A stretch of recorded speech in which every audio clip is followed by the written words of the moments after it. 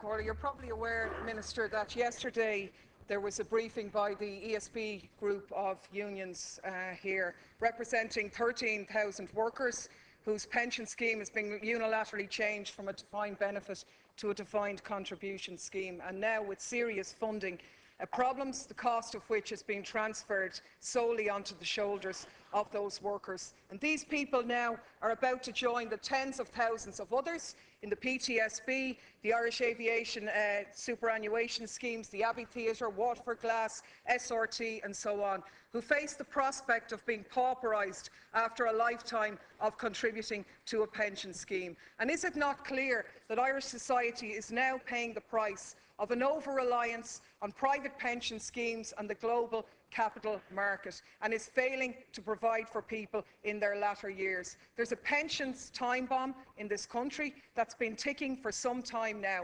It's getting louder and it is going to explode. And the question really is whether your government is going to stand idly by or whether you're going to do something about it. And you don't even have to struggle that hard, because last week Social Justice Ireland came up with a proposal that would give you an answer to that situation, an opportunity to turn the existing policy on its head, to start with the belief or a fundamental principle that a retired citizen is entitled to the nation's gratitude and a recognition of their consideration, that they are entitled as a right to a guaranteed income and standard of living upon retirement. And you have an opportunity to deliver this through the Social Justice Ireland proposal on a universal pension scheme.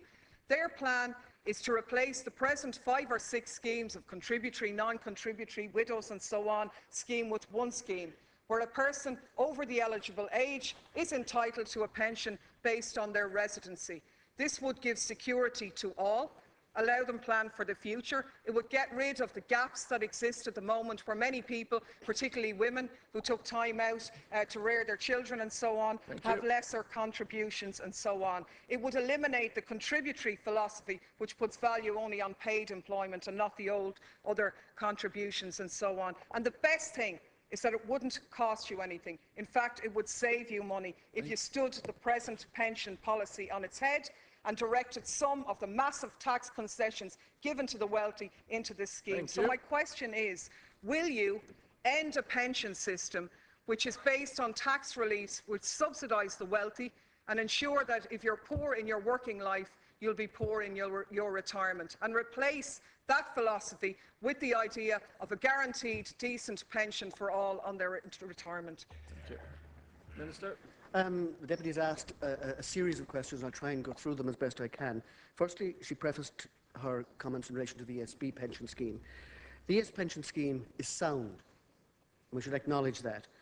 Changes were introduced in the scheme last year by agreement with the workers.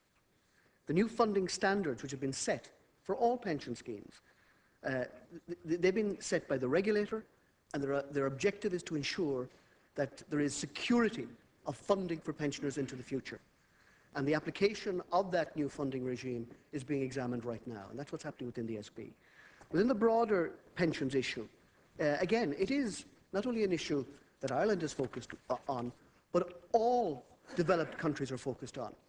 Because you're right, a lot of private sector pension schemes have taken a massive hit because of the collapse of equity values. Now, a lot of those equity values are beginning to recover, so there is a more robustness in relation to the values of those pension schemes, but the criteria demanded by the pension regulators is increasing to ensure that there is a solvent, sustainable fund available into the future.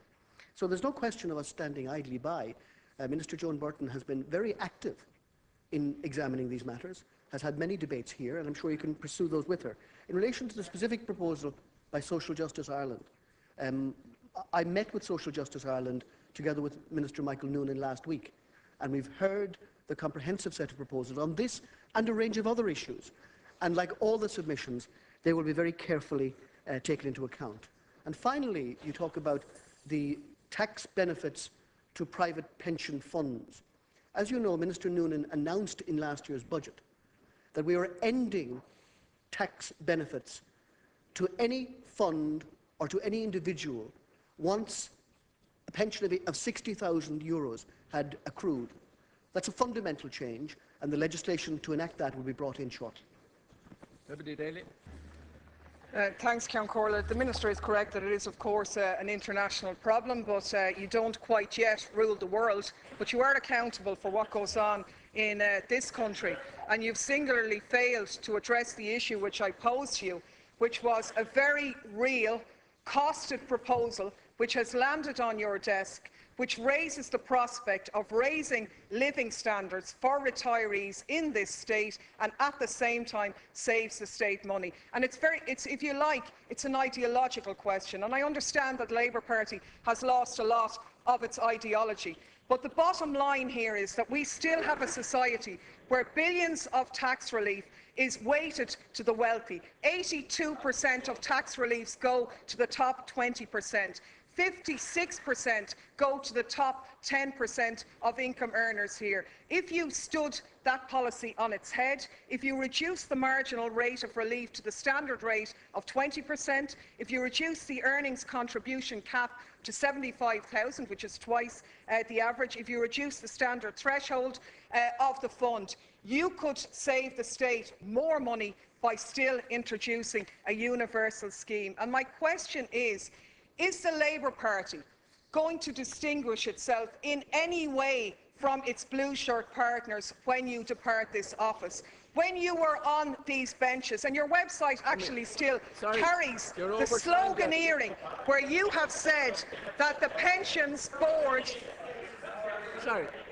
Sorry, would you please? You have said on your website that the government, the last government and the Pensions Board have got it radically wrong, and that the government, at that time a Fianna Fáil government, should immediately...